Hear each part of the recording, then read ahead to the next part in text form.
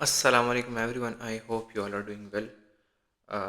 For those of you that don't know me, I am Hayan Khan, first year medical student at the Bacha Khan Medical College, and I have started this MDCAT Physics course, and ये fifth lecture है उसका, and today I will be teaching you linear momentum. This is very much important topic और इससे काफ़ी ज़्यादा MCQs आते हैं from linear momentum and conservation of the linear momentum, and इसके बाद जो बॉम्ब ब्लास्ट हैं और वो वाले सारे MCQs हैं. So try to take the lecture with focus. Linear momentum को सबसे पहले हम डिफाइन करते हैं, एंड आपकी बुक्स में एक सिंपल सी डिफिनीशन लिखी है कि the dot product of mass and velocity. Linear momentum dot product है मास का और वेलोसिटी का. अगर हम इसका मैथमेटिकल फॉर्म देखें, my lectures are a little bit rough but try to understand कि ये MDCAT का लेक्चर है तो हमें जल्दी जल्दी पढ़ना होगा. ओके, सो डिनोट करते हैं with P and it is a vector quantity. Okay, इसलिए मैंने उसके ऊपर ये एरो डाला है, and that is equal to M dot V, और V भी एक वेक्टर क्वांटिटी है. सो सबसे पहले इंफॉर्मेशन तो आपके पास इस टॉपिक में यही आती है that linear momentum is a vector quantity, and when it is a vector quantity it will have a direction, और इसका जो डायरेक्शन है that is along the direction of velocity. Direction same as velocity vector, कि जिस direction में velocity होगी उसी direction में आपके पास linear momentum vector point out करेगा. अब ये तो थी किताबी बात. We now try to understand what linear momentum is और इसकी ज़रूरत क्यों पड़ी. देखिए, हमारे पास एक ट्रक है. लेट्स से मैं कहता हूँ there is a truck. Okay, और वो ट्रक भी आपके पास आ रहा है, दिस इज यू, और एक तरफ पर एक मोटरसाइकिल है. Okay, if I could write, एक मोटरसाइकिल है, ये उसका हैंडल है. ओके, और यहाँ पर बंदा इसके ऊपर बैठा है, ये आपके पास आ रहा है. तो आप मुझे बताओ विच, और इनकी वेलोसिटी सेम है. ओके, वेलोसिटी v1 जो है और वेलोसिटी v2 जो है, तो यहाँ पर मैं लिख देता हूँ कि v1 will equal to v2. If velocities of the truck and velocity of the motorcycle are equal, आप मुझे बताएं which one will cause more damage to you. और मोर डैमेज इसलिए कि विच वन, कौन सा आपके ऊपर ज़्यादा फोर्स अप्लाई करेगा. ऑब्वियसली ट्रक आपके ऊपर ज़्यादा फोर्स अप्लाई करेगा, एंड मोटरसाइकिल आपके ऊपर जो है तो वो कम फोर्स अप्लाई करेगा. तो सवाल ये पैदा हुआ कि जब दोनों की वेलोसिटी सेम है तो फिर ट्रक ज़्यादा फोर्स क्यों अप्लाई कर रहा है और मोटरसाइकिल कम फोर्स क्यों अप्लाई कर रहा है. या अगर दूसरे पॉइंट ऑफ व्यू से देखें, सो हमें ज़्यादा फोर्स चाहिए ट्रक को रोकने के लिए, एंड कम फोर्स चाहिए टू स्टॉप दिस मोटरसाइकिल. तो वहाँ पर इन्होंने एक कहा कि इसमें मास का फैक्टर भी इन्वॉल्व है मोशन में, और मोशन के साथ फोर्स में. तो इससे हमारे पास एक नई क्वांटिटी आई, हमने लीनियर मोमेंटम उसको नाम दिया, and that is actually the product of the mass and velocity. और इसको आसान अल्फाज में, या न्यूटन ने इसको नाम दिया the quantity of motion in a body. Quantity of motion in a body. So this is linear momentum. और उसकी ज़रूरत क्यों पड़ी, हमें एक नई क्वांटिटी क्यों निकालनी पड़ी वेलोसिटी से, क्योंकि काम नहीं चल रहा था हमारा, इसलिए we introduced a new quantity. Okay, अच्छा, अब आते हैं MCQs की पॉइंट्स की तरफ. ये सारे MCQ पॉइंट्स हैं, इससे आपके MCQs बन सकते हैं. So if we are looking for the unit, mass का यूनिट क्या है, किलोग्राम है, तो हम यहाँ पर लिख लेते हैं kilogram. Okay, and what is the unit of velocity, metre per second. So that is the unit. और अगर इसको हम दूसरे यूनिट्स में वो करें, तो इससे हमारे पास न्यूटन सेकंड भी आता है. और न्यूटन सेकंड हमारे पास किस तरह इससे डिराइव हुआ है, देखें, ये किलोग्राम है, ये मीटर है, और ये सेकंड है. अगर हम इसको इस वाले फार्मूले को multiply and divide by second करें, तो हमारे साथ आ जाता है किलोग्राम मीटर बाय सेकंड. हमने इसको मल्टीप्लाई करना है kilogram metre per second square, तो मल्टीप्लाई बाय सेकंड और डिवाइडेड बाय सेकंड. ये सेकंड हमारे पास kilogram metre by second square बन जाएगा, और यहाँ पर डॉट लगा के हम एक सेकंड लिख देंगे. Now this quantity is equal to newton, newton इसके बराबर है और सेकंड हमारे पास ऐसे ही आ जाएगा, सो it will give me Newton second. Okay, this is linear momentum और उसकी जो है तो ऐसा यूनिट है। देन वी हैव एक अलग चीज आ जाती है हमारे पास, we write the dimensions of this, dimensions of linear momentum. तो डायमेंशंस आप यूनिट ही से निकालते हैं, किलोग्राम हमारे पास किसका है, मास का, तो हम मास लगा लेते हैं। What is metre, metre is length, and what is second, that is T inverse. तो ये बन जाएगा हमारे पास M L and T inverse, that is the dimensions of.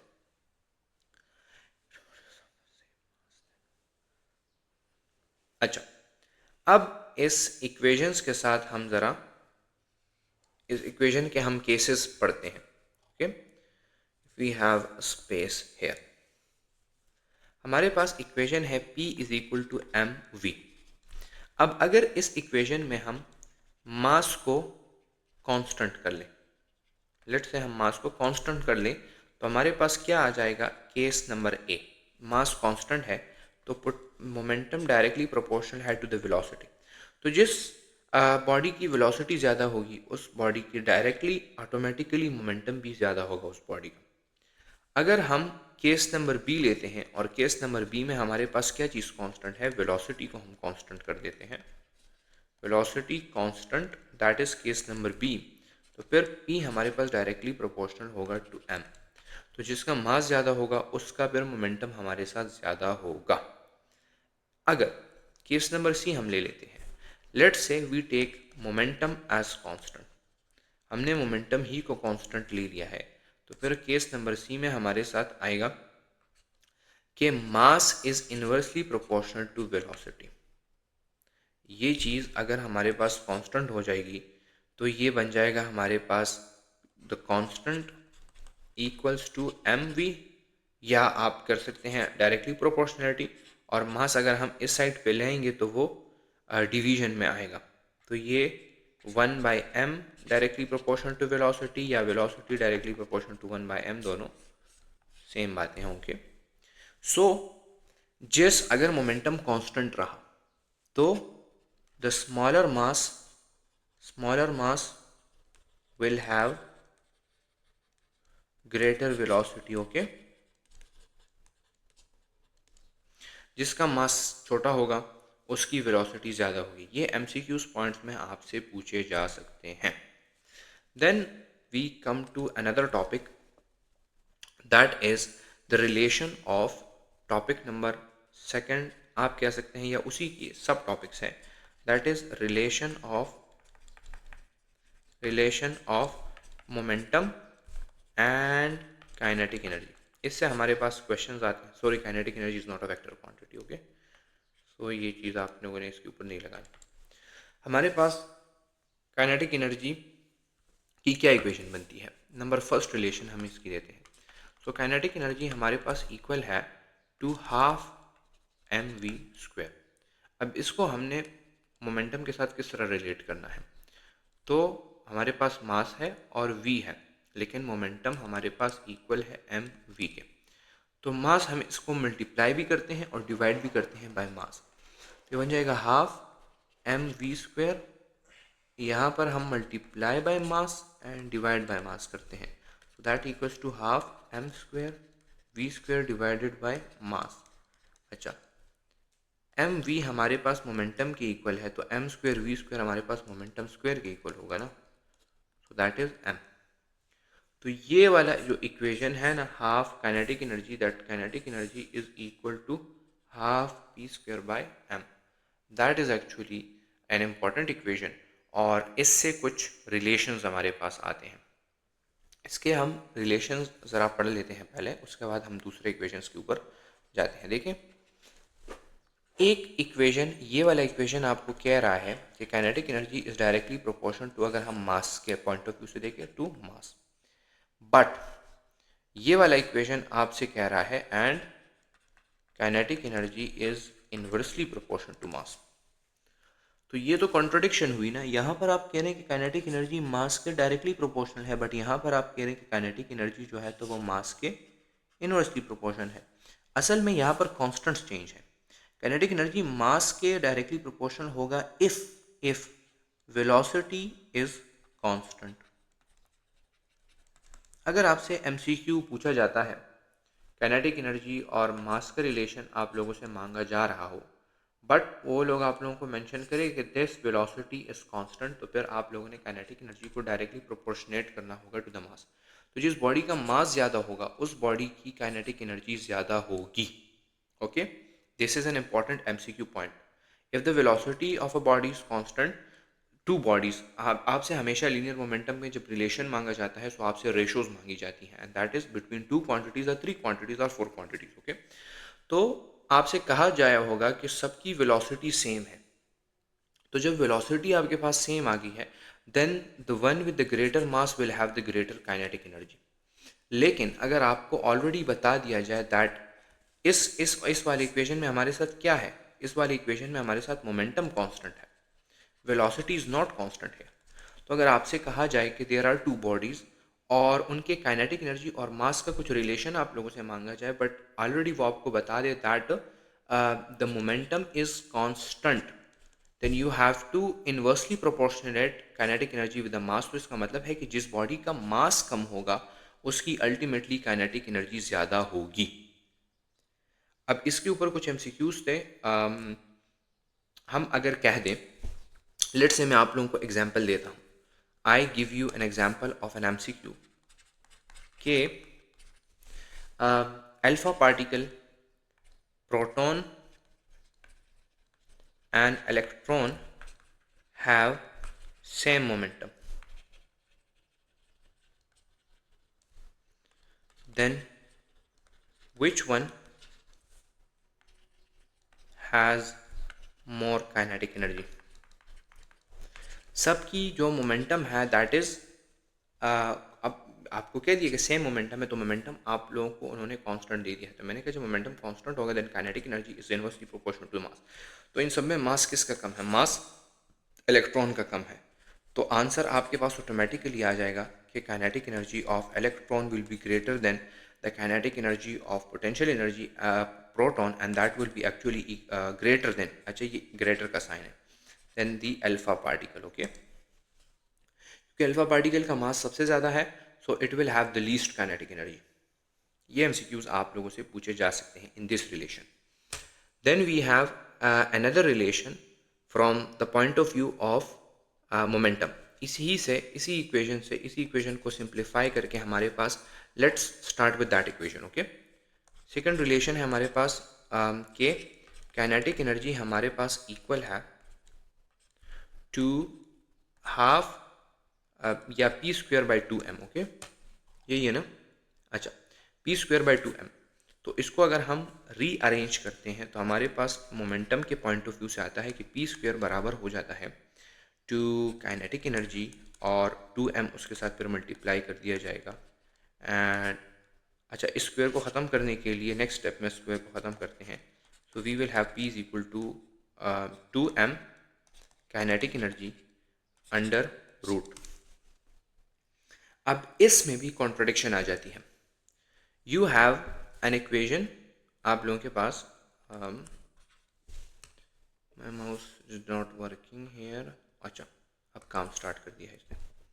आपके पास एक इक्वेशन है कि P is equal to M V, और नाउ आपके पास एक इक्वेशन है कि P is equal to 2m kinetic energy. यहाँ पर आपके पास P डायरेक्टली प्रोपोर्शनल है टू मास, बट यहाँ पर आपके साथ P डायरेक्टली प्रोपोर्शनल है to the under root of mass. तो इसमें भी कांस्टेंट का डिफरेंस है। यहाँ पर जब P डायरेक्टली प्रोपोर्शनल है तो इसमें हमारे पास velocity vector is constant. Okay, that velocity vector is constant, but यहाँ पर हमारे पास काइनेटिक एनर्जी इज कांस्टेंट। तो एमसीक्यू के ऊपर आप लोगों ने गौर करना है। You will be given MCQ इसी तरह का दिया होगा, आप लोगों को कुछ पार्टिकल्स दिए होंगे, आपसे कहा जा रहा होगा अगर तो वो कहते हैं कि सेम वेलोसिटी है इन सब की, तो then which one of the following has more potential energy. तो फिर आपके पास अगर इसी एमसीक्यू से हम देखें जाए, यहाँ पर सेम मोमेंटम की जगह हम इसको कर दें if they have same velocity vector. Okay, so velocity constant होगी, जिसका मास ज़्यादा होगा उसका मोमेंटम ज़्यादा होगा। So then you will have, आपके पास रिलेशन आएगा कि अल्फा पार्टिकल की ज़्यादा होगी प्रोटॉन से एंड उसकी ज़्यादा होगी इलेक्ट्रॉन से। P is directly proportional to the under root of m and P is directly proportional to simple m। ये आप लोगों ने देख लेना है अकॉर्डिंग टू द कांस्टेंट। इसमें फिर आपसे कुछ रेशोज पूछी जा सकती हैं, तो रेशोज पर आपने अंडर रूट के हिसाब से उसको जवाब देना होगा। ओके, m1/m2 वो आगे जब MCQs आएंगे तो मैं आप लोगों को पढ़ाता रहूँगा। इसमें काइनेटिक एनर्जी और मोमेंटम का एक थर्ड इक्वेशन भी है which can be written as के काइनेटिक एनर्जी आपके पास इक्वल होता है to half of mv²। Okay, so अगर हम दोनों साइड को टू मल्टीप्लाई कर दें टू बोथ साइड्स, तो two kinetic energy is equal to 2/2 mv²। तो ये टू कैंसिल हो जाएगा। Now if we divide both the sides by velocity, तो ये बन जाएगा 2 kinetic energy divided by velocity is equal to the mv² divided by v। अब ये v इसके साथ कैंसिल हो जाएगा, तो आपके पास इक्वेशन आ जाएगी कि 2 kinetic energy is equal to mv, और mv किसके इक्वल है, ultimately equal to momentum divided by v भी है यहाँ पर। So this is another equation. अब इसमें रिलेशन आ जाता है, वहाँ पर तो आपके पास रिलेशन था मोमेंटम, मास और काइनेटिक एनर्जी का। यहाँ पर आपके पास रिलेशन है momentum, velocity and kinetic energy का।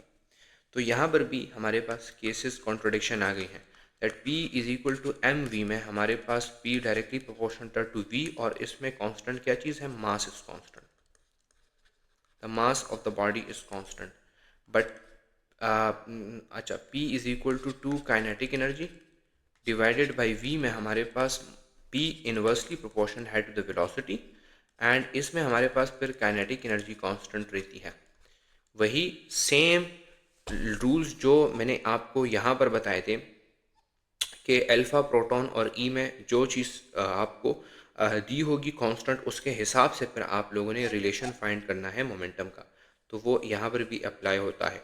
तो अगर तो वेलोसिटी कांस्टेंट है तो फिर मोमेंटम किसका ज़्यादा होगा, मोमेंटम फिर इलेक्ट्रॉन का ज़्यादा होगा।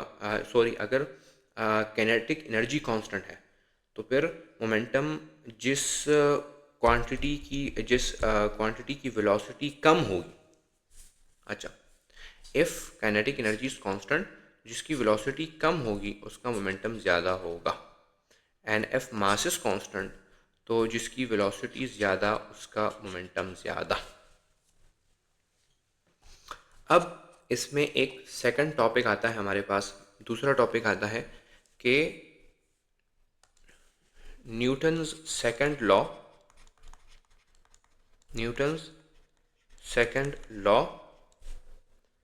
And linear momentum.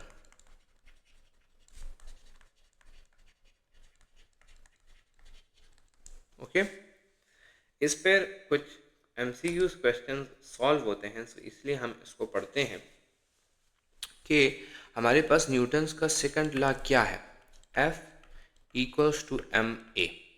इसकी डेरिवेशन आप लोगों को आती होगी, बट अगर नहीं आती तो एक्सेलरेशन हमारे साथ क्या है, F is equal to m vf minus vi divided by time, and अगर हम इसको मल्टीप्लाई करते हैं तो F is equal to m vf minus m vi divided by the time, and mvf हमारे पास फाइनल मोमेंटम है, so F is equal to p final minus p initial और divided by time. So ultimately हमारे पास equation आ जाता है that F is equal to the change in momentum पर time. This is an important equation. इसको हम कहते हैं न्यूटन्स सेकंड लॉ फॉर क्या चीज, वेरिएबल मास। न्यूटन्स के इस लॉ में हमारे पास मास की क्वांटिटी है that there is an m, but इस वाले फोर्स की क्वांटिटी में वी डोंट हैव m। सही है। तो ये अप्लाई किया जाता है, अप्लाइड ऑन रॉकेट्स। क्योंकि रॉकेट्स तेज जाते हैं तो उनका according to the special theory of relativity mass हमारे पास वेरिएबल होता है। So if the mass is variable तो फिर हम इस वाले फार्मूले को यूज़ नहीं कर सकते, then we use this formula. So for rockets हम इस वाले फार्मूले को यूज़ करते हैं। हाँ,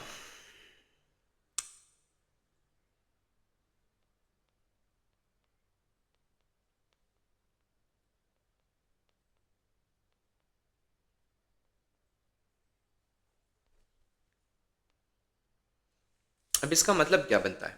इसका मतलब ये बनता है कि जब फोर्स अप्लाई होगा तो वो चेंज काज करेगा मोमेंटम में इन सम टाइम। तो डिफिनीशन हम लिखते हैं, फोर्स की डिफिनीशन हमारे पास आ जाती, या इसको हम अगर वर्ड्स में डिस्क्राइब करें तो हमारे साथ आ जाता है कि the time rate of change of momentum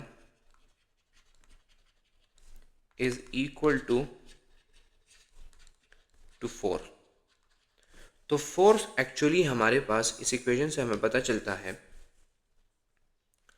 that the force is directly proportional to the change in momentum. तो जितना ज़्यादा आपका फोर्स होगा उतना ही ज़्यादा आपका चेंज आएगा इन मोमेंटम। ओके, चेंज आएगा मोमेंटम में। मोमेंटम ज़्यादा नहीं होगा, मोमेंटम का चेंज ज़्यादा होगा। और फोर्स हमारे साथ इन्वर्सली प्रोपोर्शनल है टू टाइम। तो जितना ज़्यादा फोर्स होगा उतना कम टाइम लगेगा to change the momentum of that body. Okay, तो इससे हमारे पास क्या आता है कि फोर्स इज इन्वर्सली प्रोपोर्शनल। इससे इस फिनोमिना को हम इस्तेमाल करते हैं, इसको हम कहते हैं time of impact, time of impact of force.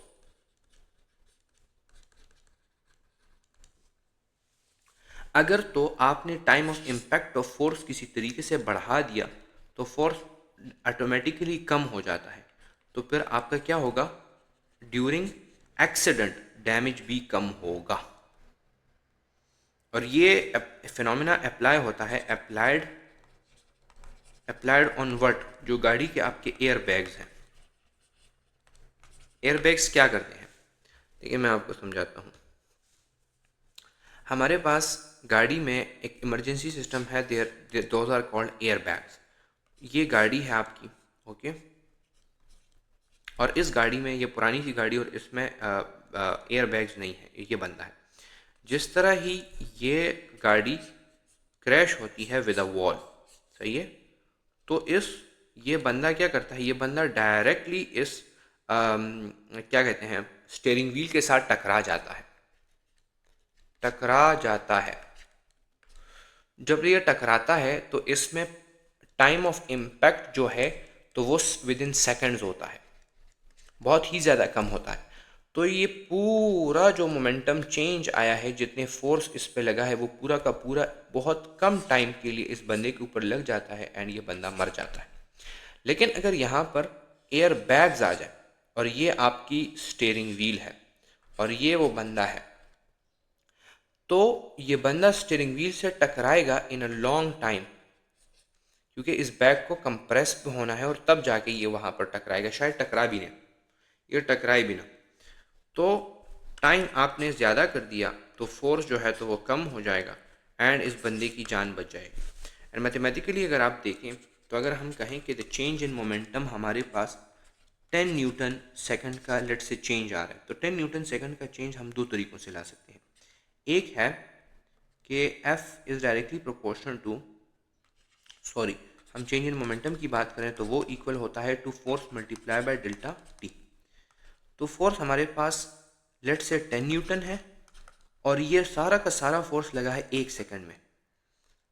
तो देखें इससे हमारे पास क्या आता है, 10 न्यूटन सेकंड का हमारे पास आ रहा है मोमेंटम चेंज।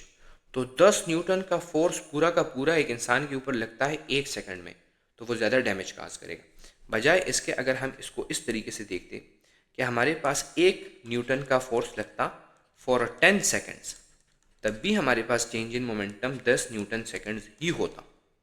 बट अब एक बॉडी के ऊपर 1 न्यूटन का फोर्स लग रहा है इन 1 सेकेंड, 1 न्यूटन इन 1 सेकेंड, क्योंकि ये 10 सेकेंड है और 10 न्यूटन का चेंज आ रहा है, तो हम कह सकते हैं कि हर सेकेंड में इस पर 1 न्यूटन का फोर्स लगा है।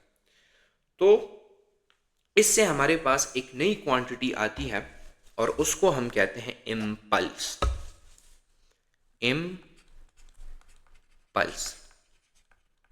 और इम्पल्स ये जो मैंने आपको बताया कि the product of force and a small interval of time is called impulse. आप लोगों की बुक में डिफाइन किया गया है product of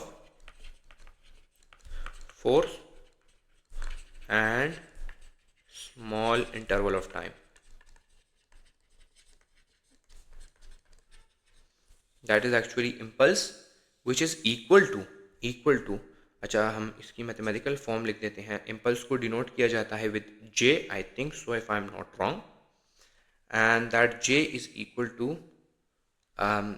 force multiplied by delta T, and force multiplied by delta T actually change in momentum है। तो हम कह सकते हैं कि जो impulse है that is equal to the change in momentum।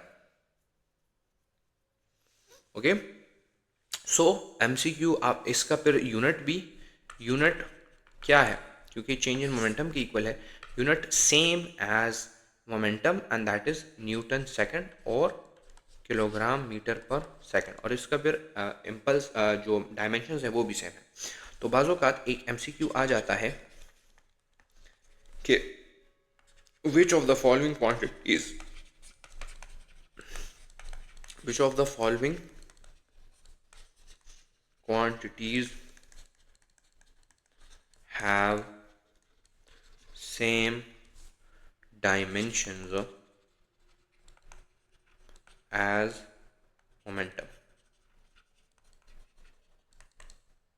तो आपने उसमें आंसर में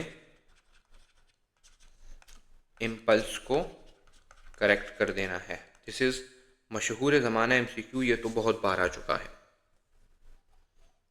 अच्छा, उसके बाद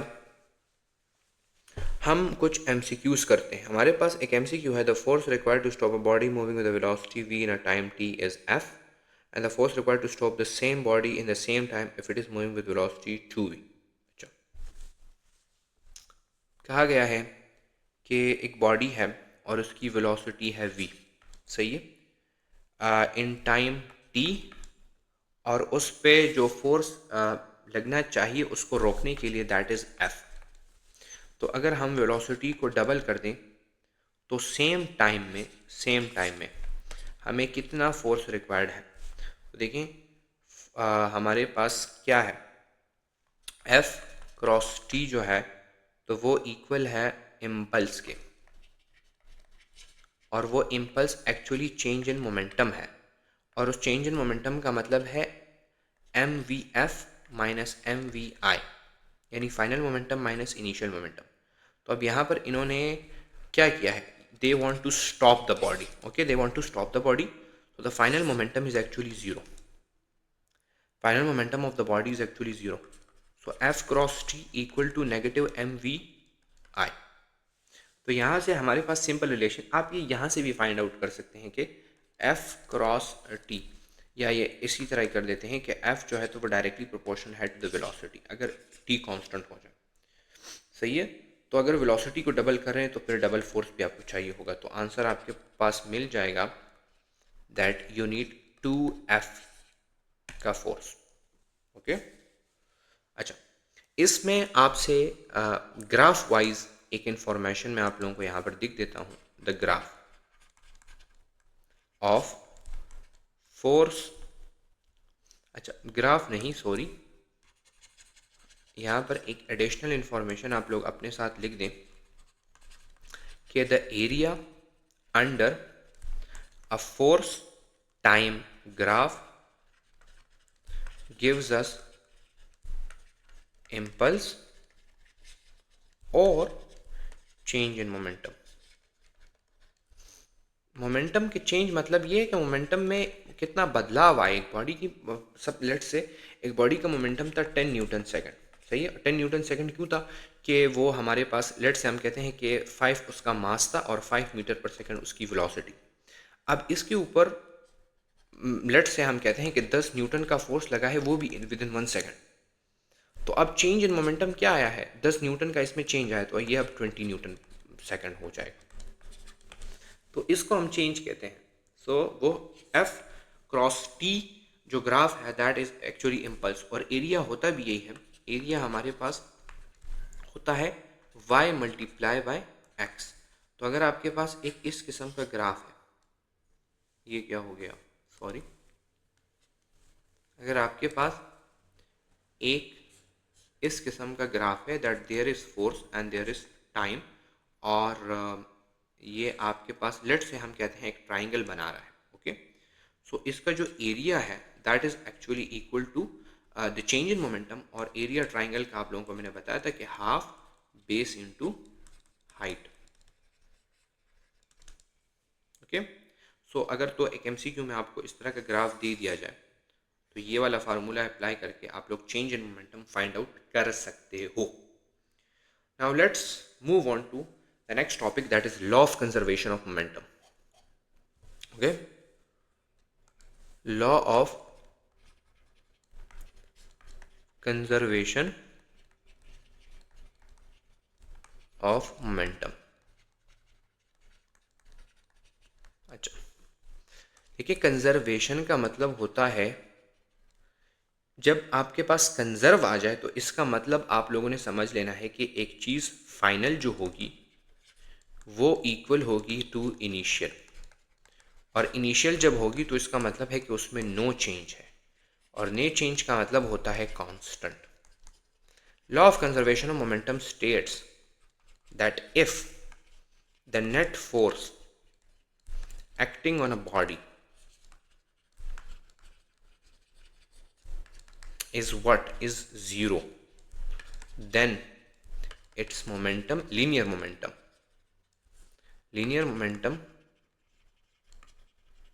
would be conserved, यानी वो कांस्टेंट रहेगा। आपको लोगों को मैंने यहाँ पर बता दिया कि जब फोर्स लगता है तो चेंज इन मोमेंटम काज होता है। ये देखिए, चेंज इन मोमेंटम काज होता है when there is actually force. तो जब नेट फोर्स ही जीरो होगा तो चेंज इन मोमेंटम काज नहीं होगा। मैथमेटिकली हमारे पास ये जो इक्वेशन है that F is directly proportion, F is equal to the change in momentum divided by time, okay. You have this.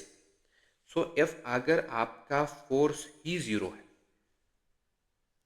सही है, या इसको अगर आप इस तरह लिखते हैं कि that force times T is equal to the change in momentum, तो जब आपका फोर्स ही जीरो है तो zero multiply by time is equal to the change in momentum, and zero is equal to change in momentum. तो change in momentum आपका zero है। अगर आप इसको ज़रा और सिंप्लीफाई करते हैं for MCQ point of view, तो वो आपका बन जाएगा that zero is equal to P final, यानी momentum final minus momentum initial. यही चेंज का मतलब है ना, और वो आपका फिर इक्वल हो जाएगा। अगर हम इसको इस साइड पे ले आए तो हमारे पास एक इक्वेशन आ जाती है that P final would be equal to the negative of P initial. अगर फोर्स आपके पास जीरो है तो final momentum would be equal to negative moment, will be equal to initial momentum but in opposite direction. अगर ये opposite direction में है तो they will cancel each other and ultimately आपके पास जीरो आंसर आ जाएगा, okay. So that is important. इसके ऊपर काफ़ी इंपॉर्टेंट एमसीक्यूज आते हैं।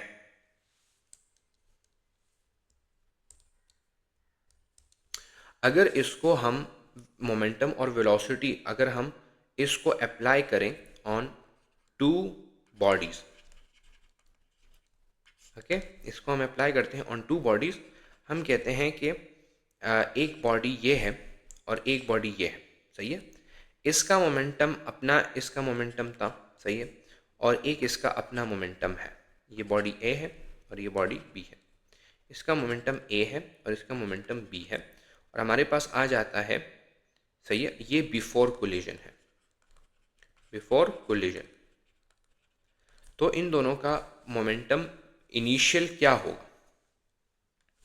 मोमेंटम इनिशियल जो होगा आपके पास, that is the sum of momentum A plus momentum B, और वो आपके पास इक्वल होगा एम ए इनिशियल और वी ए इनिशियल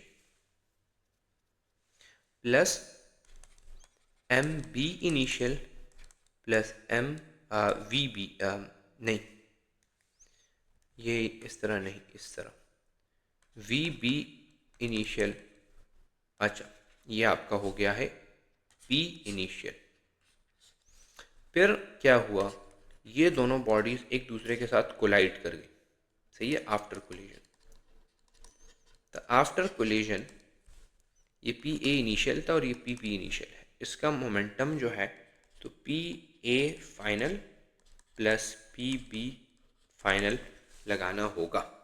तो जो फाइनल मोमेंटम आपके पास इस पूरे सिस्टम का आएगा, फाइनल मोमेंटम एक बॉडी का आपने पर नहीं निकालना, फाइनल मोमेंटम आप लोगों ने पूरे सिस्टम का निकालना है, और ये एक आइसोलेटेड सिस्टम है, ये चीज़ मुझसे भूल गई आप लोगों को बताना, that this is an isolated system, और आइसोलेटेड सिस्टम में ही हमारे पास नेट फोर्स 0 होता है।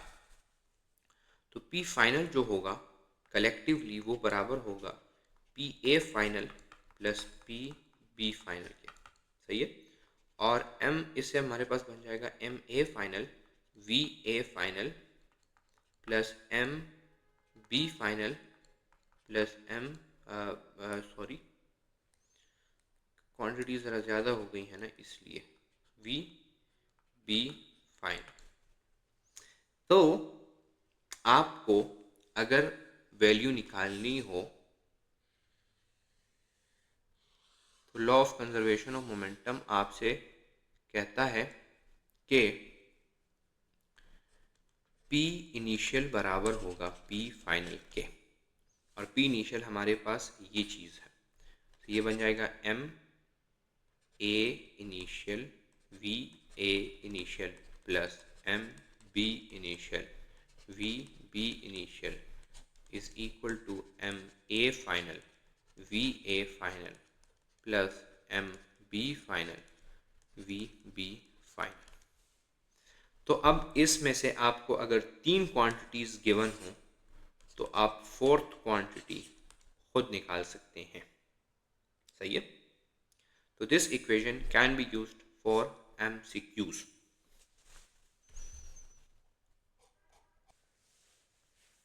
अच्छा, अब हम पढ़ते हैं एक नया topic, that is actually conservation of linear momentum. देखिए, कंजर्वेशन का मतलब होता है to remain constant, to remain constant, यानी लीनियर मोमेंटम में चेंज कब नहीं है, कंजर्वेशन ऑफ लीनियर मोमेंटम। और ये तो law of conservation of momentum जो है हमारे पास, that states that if the net force acting on a system is 0। देखिए, जब net force acting on a system 0 हो, इस तरह के सिस्टम को system is called what, isolated system. तो क्या होगा, if net force acting on a system is 0 then the momentum is conserved. कि जब हमारे पास लेट से हम कहते हैं ना कि फोर्स मल्टीप्लाई बाय टाइम हमारे पास किसके इक्वल है, द चेंज इन मोमेंटम, सही है। तो जब आपके पास फोर्स 0 हो गई तो उसको आप टी के साथ मल्टीप्लाई कर रहे हो, डेल्टा पी, टी कैंसिल हो जाएगा तो 0 इक्वल टू मोमेंटम। यहाँ से आपके पास आ गया है that if the force is 0 then the change in momentum is also 0, यानी मोमेंटम में कोई चेंज नहीं आएगा। अगर एक बॉडी की मोमेंटम 10 न्यूटन सेकंड है तो अगर इसके ऊपर फोर्स नहीं लग रहा तो टिल इटर्निटी ये 10 न्यूटन सेकंड ही रहेगा। इसको जब हम खोलते हैं तो मोमेंटम हमारे पास किसके इक्वल होता है, 0 is equal to P final minus P initial, और वो बराबर होता है M V final minus M V initial. Okay, so जब मोमेंटम का चेंज हमारे पास 0 होगा तो फाइनल मोमेंटम हमारे पास से जब हम माइनस करेंगे इनिशियल मोमेंटम तो ये क्वांटिटी हमारे पास इक्वल होगी टू 0, और हम इसको इस तरह भी लिख सकते हैं, अगर हम ये एम वी आई को इस 0 वाली साइड पर ले आएँ तो ये हमारे साथ बन जाएगा that M V F would be equal to M V I, या in other word P final जो है तो वो इक्वल होगा टू पी इनिशियल।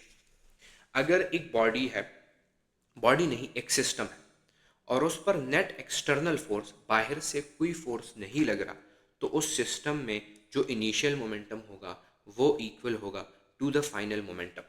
अब इसको हम एमसीक्यूज में इस तरह कुछ अप्लाई करते हैं। मैं आपको मिसाल देता हूँ एक बुलेट की, सही है, फायरिंग ऑफ अ बुलेट, ये आप लोगों की बुक्स में है, फायरिंग ऑफ ए बुलेट, और एक है बॉम्ब ब्लास्ट। ओके, तो उस पर कुछ एमसीक्यूज हम करते हैं। फायरिंग ऑफ ए बुलेट, आप लोगों से कहा गया है कि एक इनिशियल स्टेट है, इनिशियल स्टेट, और एक क्या है, फाइनल स्टेट है।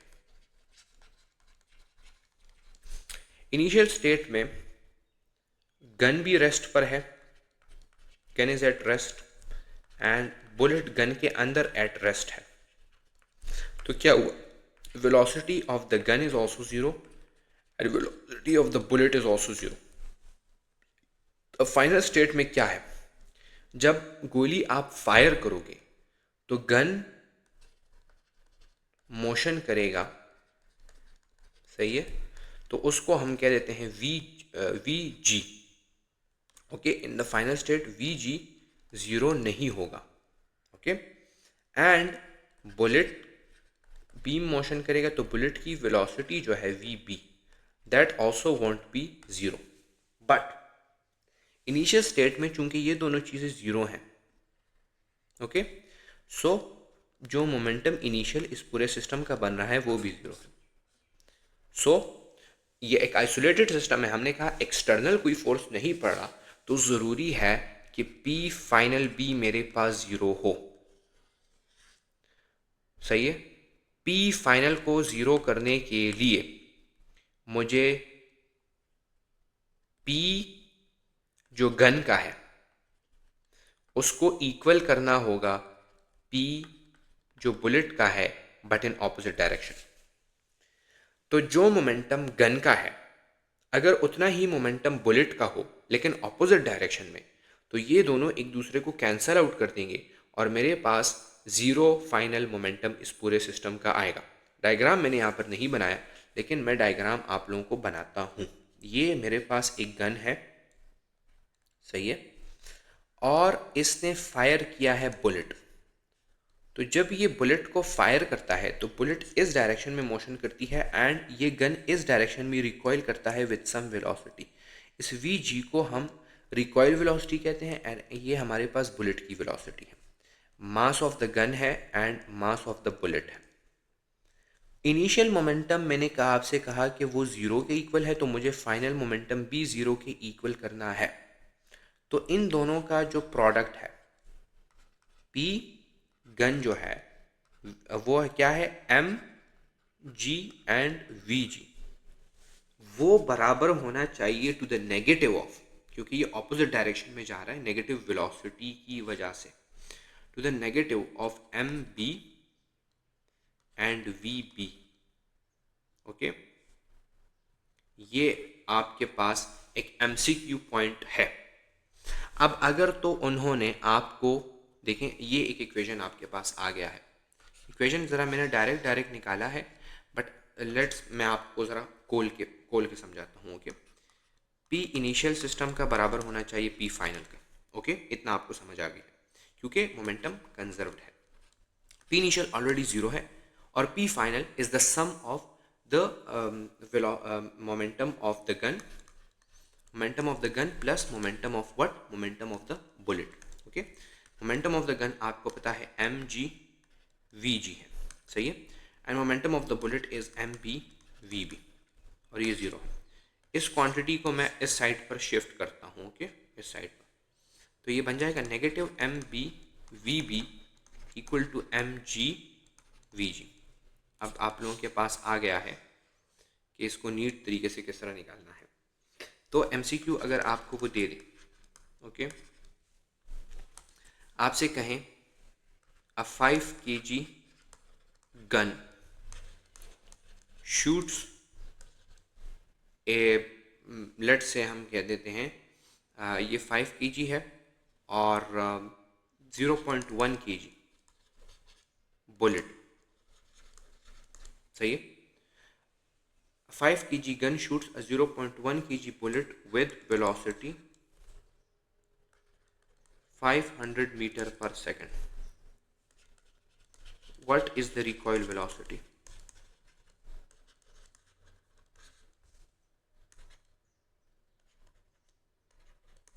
What is the recoil velocity?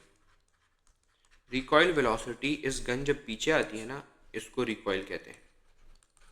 जब शूटिंग के बाद गन पीछे की तरफ मोशन करती है उसको रिकॉइल कहा जाता है, और गन इस ही लिए पीछे की तरफ मोशन करती है ताकि वो इस चीज़ को बैलेंस आउट कर सके, एंड ताकि हमारे पास पी फाइनल 0 के इक्वल हो, सही है। तो ये है law of conservation of momentum, ताकि मोमेंटम कंजर्व रहे। तो वी जी हम यहाँ से निकाल सकते हैं ना, वी जी किसके इक्वल होगा, वी जी इक्वल होगा negative of mb/vb divided by mg। This is the formula of recoil velocity. और ये MCQ आप लोग मुझे कमेंट सेक्शन में बताएं कि इसका क्या आंसर बनता है। ये आप लोगों की बुक में कंजर्वेशन ऑफ द मोमेंटम में ये क्वेश्चन दिया गया है। अच्छा, एक इन्फॉर्मेशन आप लोगों से शायद MCQ में पूछ लिया जाए, तो law of conservation of momentum है ना, law of conservation of momentum, conservation of momentum, that is actually a consequence of Newton's third law, जो कि कहता है कि एक्शन और उसका रिएक्शन जो है तो वो इक्वल होते हैं। तो मैंने भी आपको यहाँ पर बताया ना, बुलेट जो है, बुलेट ने आगे की तरफ एक्शन किया है और गन ने पीछे की तरफ रिएक्शन दिया है, तो ये एक्शन और रिएक्शन एक दूसरे के इक्वल होंगे। सो that is the consequence of Newton's third law of motion. अगर MCQ में आ जाए तो आप लोगों को पता होना चाहिए। अब हमारे पास ये जो फाइटर प्लेन्स होते हैं, when you have a fighter plane, सही है, तो जब वो आगे की तरफ शूटिंग करता है, when it shoots in front of it, तो फाइटर प्लेन की जो स्पीड है वो स्लो हो जाती है, क्योंकि उसे पीछे की तरफ रिकॉइल वेलोसिटी की अपोजिशन मिल जाती है। रिकॉइल वेलोसिटी तो पीछे की तरफ होगी ना, और फाइटर प्लेन की स्पीड इस डायरेक्शन में, तो वो एक दूसरे से माइनस हो जाएंगे, तो उसकी वेलोसिटी अंडरऑल कम हो जाएगी। लेकिन जब ये पीछे की तरफ फायर करेगा तो फिर फाइटर प्लेन आगे की तरफ बढ़ेगा। यह है कंजर्वेशन ऑफ मोमेंटम। अब कुछ स्पेशल केसेस हैं, स्पेशल केसेस आप लोगों से पूछे जा सकते हैं। लेट से हम कहते हैं बॉम्ब ब्लास्ट की, मैं आप लोगों को एग्जांपल देता हूँ। एक बॉम्ब ब्लास्ट है, अब ये इसमें हम बॉम्ब ब्लास्ट वाला टॉपिक कर लेते हैं तो आप लोगों को पता चल जाएगा। बॉम्ब ब्लास्ट, अगर तो आपके पास एक बॉम्ब है, ओके, तो उसकी मोमेंटम इनिशियल क्या है, 0 है, क्योंकि ये रेस्ट पर है, इसका एक मास बनता है और इसकी एक वेलोसिटी है, और ये रेस्ट पर है तो वो इक्वल टू 0 है। अब अगर केस 1 में ये इक्वल हाफ्स में डिवाइड हो जाए, आफ्टर ब्लास्ट ये इक्वल हाफ्स में डिवाइड हो जाए, और ये आपका एक हाफ हो गया और ये आपका दूसरा हाफ हो गया, लेट से, सही है, तो ये equal halves with the same velocity travel करेंगे बट इन ऑपोजिट डायरेक्शंस। तो v अगर इसको हम ए ब्लॉक कहें और इसको हम बी ब्लॉक करें तो वी ए है और इस डायरेक्शन में आपके पास वी बी आएगी। चूंकि mass of A is equal to the mass of B, then V of A will be equal to the negative of V of B, opposite direction में, just to cancel each other out and आपके पास वही momentum zero आ जाए। तो कुछ informations हैं यहाँ पर। इन्फॉर्मेशन यही होगी आपके पास कि momentum of A will be equal to the negative of the momentum of B, ताकि एक दूसरे को कैंसल आउट कर सकें। एक ये इन्फॉर्मेशन है आपके पास, और एक इन्फॉर्मेशन आपके पास इस तरह की, आपके पास वो अगर ये इक्वल हाफ्स में, लेट से हम कहते हैं, ये तो इक्वल हाफ्स के लिए था ना, और अगर इक्वल हाफ्स में ये डिवाइड, हाँ साइलेंस थे और को, अच्छा इक्वल हाफ्स में है तो फिर तो ये है, if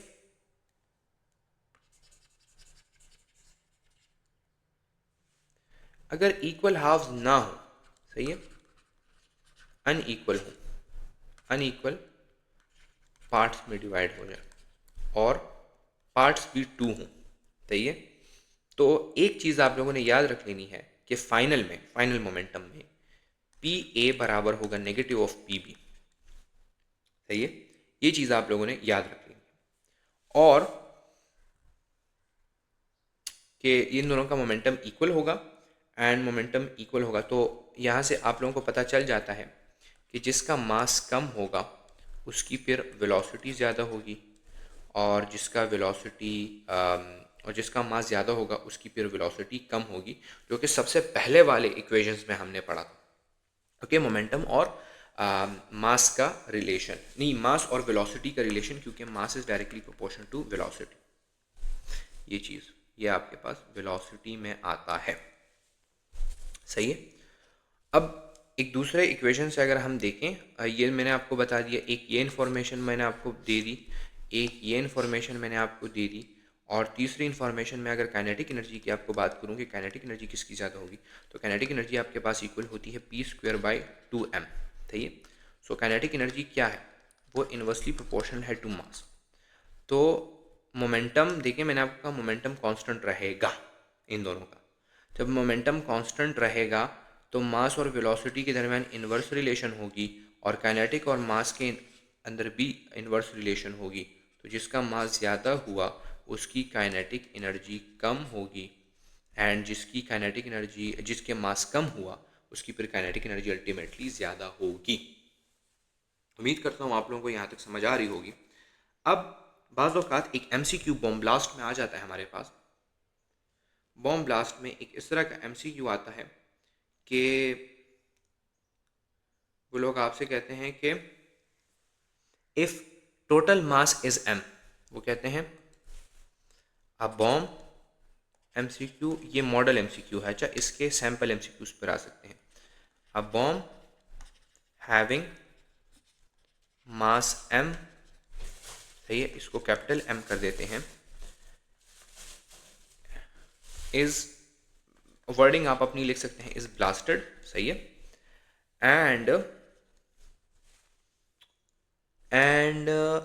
m by n part, m by n part, m by n part has a velocity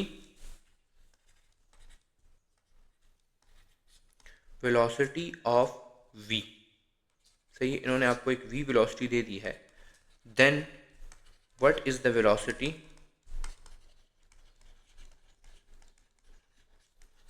of the remaining part.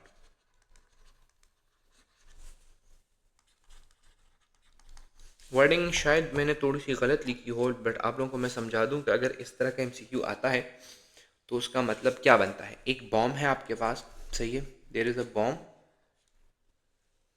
और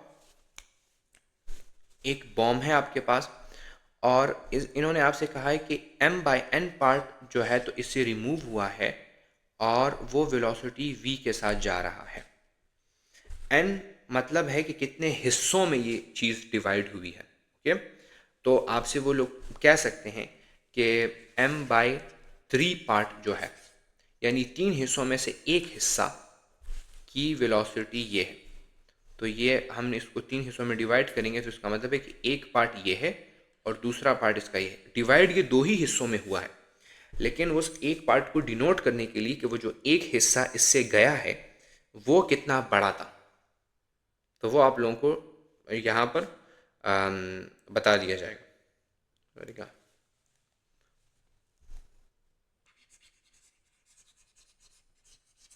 ए शेखा उस्माना,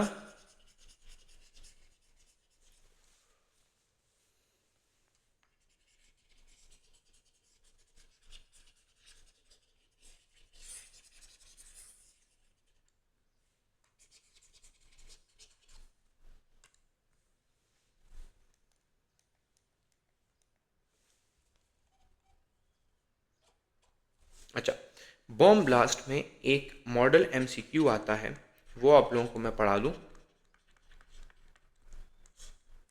और वो मॉडल एमसीक्यू है कि a bomb after explosion divides into two parts. M by n part has velocity v. What is velocity of the remaining part?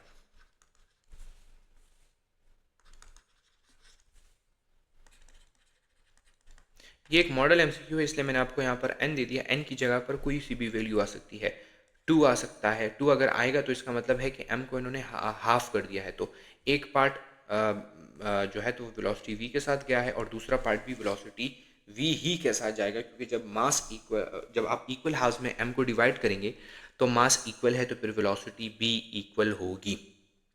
तो ultimately आपको 2 से greater ही कोई value यहाँ पर नज़र आ रही होगी। सही है, इसका मतलब ये है कि देयर इज़ अ बॉम्ब, और लेट से मैं अगर यहाँ पर 3 वैल्यू पुट करता हूँ, तो m/3 का मतलब है कि 3 हिस्सों में से एक हिस्सा। सही है, तो इसको अगर हम डिवीजन करेंगे तो ये वाला हिस्सा इससे गया है और इसकी वेलोसिटी ये है। ये आपसे कह रहे हैं कि इस वाले हिस्से की क्या वेलोसिटी होगी। तो कोई सा भी n आपको ये दे दें, सबसे पहले तो आपने रिमेनिंग हिस्से का मास फाइंड करने कि ये जो रिमेनिंग हिस्सा है ये कितना होता है। ओके, सो उसके लिए शॉर्टकट फार्मूला ये है कि द रिमेनिंग पार्ट हैज मास, क्योंकि मास आप लोगों ने फाइंड करना है, has mass equal to 2 n-1 m/n। ये फार्मूला इस्तेमाल करके आप लोग रिमेनिंग पार्ट को निकाल सकते हैं। अब इसमें कोई सी भी वैल्यू मैं पुट कर सकता हूँ। लेट्स से मैं कहता हूँ m/3 है। सही है, तो 3 - 1 m/3, तो ये बन जाएगा 2 m/3। यानी जो रिमेनिंग पार्ट है वो 2 हिस्से हैं 3 के। एक हिस्सा 3 में से इससे जुदा हो गया है और उसकी वेलोसिटी ये है, तो रिमेनिंग आपके पास 2 ही हिस्से बचे ना 3 के, तो ये उसका मास है। ओके, तो यहाँ से आप लोगों ने मास फाइंड कर दिया। अब आप लोगों के पास इंफॉर्मेशन कंप्लीट है ना। बॉम्ब का जो अपनी मास है वो m है, एक हिस्सा जो इससे गया है उसका मास है m/3। अब मैं 3 के लिए कर रहा हूँ कि m/3 है, और जो रिमेनिंग हिस्सा है तो उसका मास आपके पास आ गया है 2 m/3। तो अब सिर्फ इस हिस्से का आपने वेलोसिटी फाइंड आउट करनी है। हमने कहा था कि momentum of the larger part will always be equal to negative of the momentum of the smaller part, क्योंकि इनिशियल जो इसकी बॉम्ब है तो इनिशियल स्टेट में इसका मोमेंटम ज़ीरो था, तो फाइनल स्टेट में भी मुझे इसका मोमेंटम ज़ीरो चाहिए, तो फाइनल स्टेट में मेरे साथ मोमेंटम इस तरह से आएगा। अब P लार्जर जो है तो वो मुझे पता है कि ये 2 m/3 है, और इसकी अपनी वेलोसिटी है VL से मैं डिनोट करता हूँ, और P जो स्मॉलर है वो मुझे पता है कि ये m/3 इसकी मास है, और इसकी जो वेलोसिटी है that is actually v। Okay, ये m इस m के साथ कैंसिल हो जाएगा, ये 3 इस 3 के साथ कैंसिल हो जाएगा, मेरे साथ आ जाएगा कि v is equal to 2VL। जो वेलोसिटी लार्जर पार्ट की होगी उससे डबल वेलोसिटी v की होगी। v की वेलोसिटी इक्वल होगी to the double of vl। अब ये तो था इसका मुश्किल तरीका। आपके लिए आसान तरीका ये है to directly find the velocity of the larger part that is equal to the velocity of the smaller part divided by n minus 1। अब n इन्होंने आपको जो भी दे दिया हो, लेट्स से ये आप लोगों को कहते हैं कि बॉम्ब है और उसका कलेक्टिव मास है m, सही है, और उससे एक हिस्सा जुदा हुआ है m/6। आपको ये कह सकते हैं कि 6 हिस्सों में से एक हिस्सा जो है तो वो इससे जुदा हो गया है। ओके, तो रिमेनिंग हिस्से ऑटोमेटिकली आप लोगों को पता चल जाएंगे कि 5 हिस्से 6 में आपके पास रह गए हैं क्योंकि n-1 है। और अगर मैं वो शॉर्टकट फार्मूला इसके ऊपर इस्तेमाल करता हूँ तो v of the larger will be equal to v smaller की divided by n-1, so that is v is equal to 6 minus 1 and that is v by 5। v larger is equal to v by 5। Larger मास का जो velocity है, अच्छा इसमें हमने इसको simplify नहीं किया, सॉरी यार, तो ये v larger is equal to v by 2। Okay, इसको अपने सिंप्लीफाई कर देना है क्योंकि आपसे v लार्जर मांगा गया था। तो v larger is equal to v by 5। अच्छा, ये तो थे 2 हिस्से। जब 3 हिस्से भी आप लोगों के पास आ जाएंगे, व्हेन 3 हिस्सा होंगे या 4 हिस्से होंगे या 5 हिस्से होंगे बॉम्ब ब्लास्ट के, बस आप लोगों ने एक प्रिंसिपल को कंजर्वेशन ऑफ मोमेंटम में याद रख लेना है कि P जो इनिशियल होगा जिस वक्त ये सारे कंबाइन थे वो इक्वल होगा टू P फाइनल, और जब ये सारे कंबाइन थे तो वो था ज़ीरो मोमेंटम। तो आप लोगों के पास फाइनल मोमेंटम हमेशा ज़ीरो आना चाहिए। तो अगर आपके पास 3 हिस्सों में ये डिवाइड हुआ है, हम कह देते हैं कि ये एक वो है, बॉम्ब है, और लेट से अगर ये 3 हिस्सों में डिवाइड हुआ है तो फिर 3 हिस्सों में ये एक ऐसे एंगल के ऊपर डिवाइड होंगे कि उनका कलेक्टिवली मोमेंटम ज़ीरो आ जाए। तो वो आई थिंक कि 120 डिग्री ही है, यानी एक हिस्सा इस डायरेक्शन में जाएगा, एक हिस्सा इस डायरेक्शन में आएगा और एक हिस्सा इस डायरेक्शन में आएगा, और ये 120 डिग्री का एंगल बनाते हैं सारे। इसके ऊपर ये सारे वेक्टर्स एक दूसरे को कैंसिल कर सकते हैं। तो P फाइनल आपके पास ज़ीरो आना चाहिए। तो zero is equal to m1v1 plus m2v2 plus m3v3। तो इससे आप कोई सा भी मोमेंटम फाइंड कर सकते हैं। That was all about conservation of the momentum and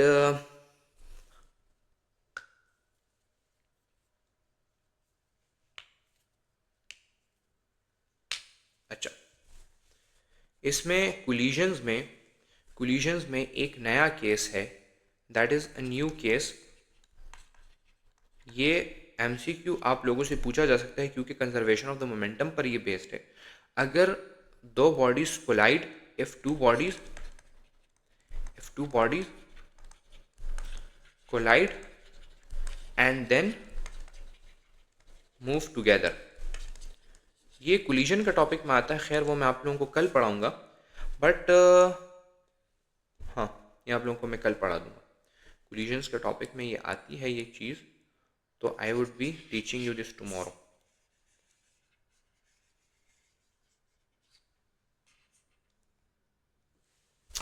So this was all about the conservation of momentum and impulse. Hope आप लोगों को समझ आ गई हो। अगर आप लोगों को समझ नहीं आ रही तो नीचे डिस्क्रिप्शन में एक कम्युनिटी का लिंक होगा, उसके अंदर एक ग्रुप है, सो वो ओपन होता है, you can ask me questions there. And अपना ख्याल रखिए, इंशाल्लाह नेक्स्ट लेक्चर में मुलाकात होती है।